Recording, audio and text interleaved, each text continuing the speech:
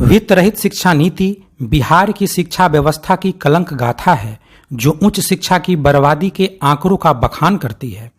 अखिल भारतीय विश्वविद्यालय एवं महाविद्यालय शिक्षक संगठन के राष्ट्रीय महासचिव डॉक्टर अरुण कुमार ने कल पटना में आयोजित एक ऑनलाइन संवाददाता सम्मेलन में कहा कि बिहार की उच्च शिक्षा व्यवस्था की दुर्दशा का अंदाजा इसी से लगाया जा सकता है कि यहाँ के जिन 50,000 शिक्षकों के कंधे पर उच्च शिक्षा का 60 से 70% भार है, वह आज दाने दाने को मोहताज है, आर्थिक असुरक्षा के कारण बेबस और लाचार है।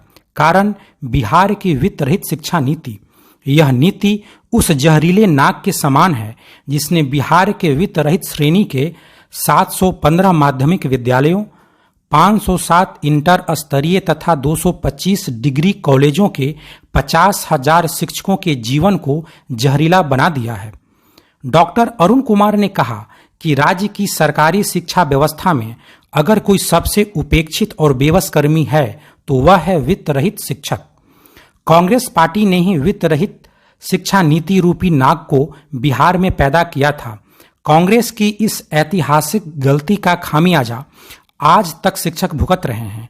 इसके बाद शिक्षकों को वोट बैंक की तरह यूज करने वाली भाजपा चुनाव जीतने के लिए इन शिक्षकों को पूर्ण वेतनमान देने की बात कही थी। सुशील मोदी ने पिछले विधानसभा चुनाव में चुनाव जीतने के बाद वित्त रहित शिक्षकों को पूर्ण वेतनमान देने का वादा किया था, जो नीतीश के साथ गठबंधन कर कुर्सी पर बैठते ही भूल गए। आज चाहे कांग्रेस हो या भाजपा, सब ने इन शिक्षकों को बेसहारा छोड़ दिया है। यहाँ मनरेगा के मजदूरों को तो समय पर पैसा मिल जाता है, लेकिन वित्त रहित शिक्षक एक ऐसा सरकारी कर्मियों का वर्ग है जो एक एक रुपए का मोहताज है। कांग्रेस की वित्त रहित शिक्षा नीति के दंश को कई वर्षों तक झेलने के बाद जब एनडीए सरकार सत्ता में आई तो वह भी इन्हें अस्थायी शिक्षकों की तरह वेतनमान, सेवा शर्त, पेंशन, पदोन्नति, स्थानांतरण आदि के अधिकारों से वंचित रखा। साल 2008 में इन शिक्षकों को अनुदान देने की बात कही गई, लेकिन सरकार का मूल मकसद यही रहा कि इन शिक्षकों तक किसी तरह की कोई आर्थिक सहायता न पहुंच सके। इसलिए वित्त रहित कॉलेज के शिक्षकों को विद्यार्थियों के उत्तीर्णता के आधार पर तय दर से राशि देने की घोषणा की गई और यह राशि सीधे शिक्षकों को न देकर संबंधित शैक्षणिक संस्था के प्रबंधन को देने की बात कही गई, ताकि अनुदान राशि का बंदरबाट हो सके। अनुदान राशि को सीधे वित्त रहित शिक्षकों के खाते में न देना उनकी मेहनत का अपमान है और इसका पुरजोर विरोध होना चाहिए। कि इंटर और डिग्री संबद्ध महाविद्यालयों के शिक्षक और कर्मी उनकी साधारण मांग है कि अनुदान के बदले घाटा अनुदान दिया जाए या वेतनमान दिया जाए और उनकी सेवा शर्त परमानेंट शिक्षकों की तरह किया जाए। उनकी मांगों पर सरकार को तुरंत विचार करना चाहिए, क्योंकि बजट में थोड़ी सी वृद्धि करके उनको वेतनमान दिया जा सकता है, उनकी सेवा शर्त सुधारी जा सकती है। लेकिन रही मैं यह बताना चाहता हूं कि कम से कम 70% जो विद्यार्थी हैं, छात्र हैं, उन पर उनका भार इंटर महाविद्यालयों और डिग्री संबद्ध महाविद्यालयों पर है और इसीलिए बिहार की शिक्षा व्यवस्था को सरकार अगर दुरुस्त करना चाहती है तो उनसे तुरंत बात करनी चाहिए और उनके वेतनमान और सेवा शर्त देना चाहिए। यह मेरी मांग हूँ। प्रोफेसर रविशंकर प्रसाद जो केमिस्ट्री के प्रोफेसर थे और सुपौल में इंटर का मूल्यांकन कर रहे थे, मूल्यांकन के दौरान उनकी मृत्यु हो गई। वो वित्त रहित कॉलेज के शिक्षक हैं। उनकी मृत्यु के बाद उनको कुछ भी नहीं मिलना है। उनके बच्चे का भविष्य क्या होगा, उनके परिवार का भविष्य क्या होगा, सरकार यह कभी नहीं सोचती है।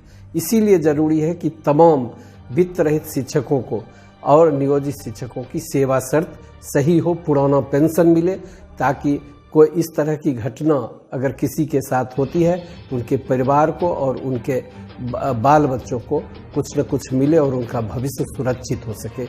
यह बहुत जरूरी है।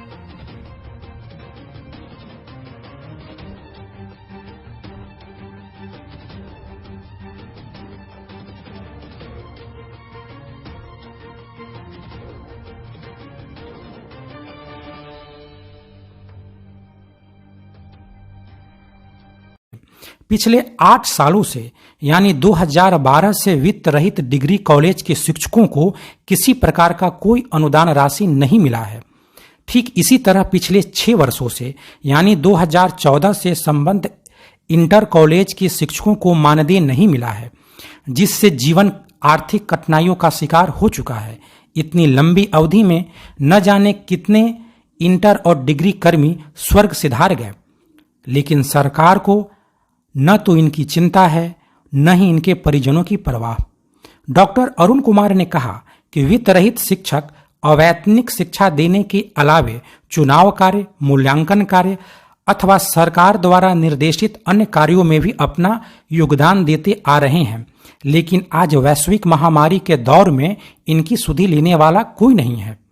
वित्त अनुदानित डिग्री कॉलेज के लिए लगभग 624 करोड़ रुपए का प्रस्ताव राज्य कैबिनेट के पास लंबित है। इसी तरह इंटर कॉलेजों के लिए 630 करोड़ की राशि का भुगतान राज्य सरकार द्वारा स्वीकृत है, लेकिन यह राशि बिहार माध्यमिक परीक्षा समिति द्वारा रोक दी गई है। सबसे तकलीफ वाली बात यह है कि न जाने कितनी बार राज्य सरकार के कैबिनेट की बैठक हुई, लेकिन इन मामलों पर कोई निर्णय न हो सका। ऊपर से कोरोना संकट से उत्पन्न वित्तीय चुनौतियों के कारण इन शिक्षकों का जीवन सूल की तरह चुभ रहा है। मौजूदा वक्त में भुखमरी के कगार पर खड़े ये शिक्षक ट्यूशन पढ़ाकर, पार्ट टाइम जॉब कर किसी तरह अपना गुजारा कर रहे हैं। लॉकडाउन के कारण उनकी स्थिति और भी नाजुक हो गई है। डॉक्टर अरुण कुमार ने कहा कि वित्त रहित शिक्षकों को अनुदान रूपी खैरात नहीं चाहिए, बल्कि उन्हें वेतनमान चाहिए। उन्हें वह हर अधिकार चाहिए जो अस्थायी शिक्षकों को मिलती है। पेंशन, पदोन्नति, स्थानांतरण आदि हर सुविधाएं चाहिए।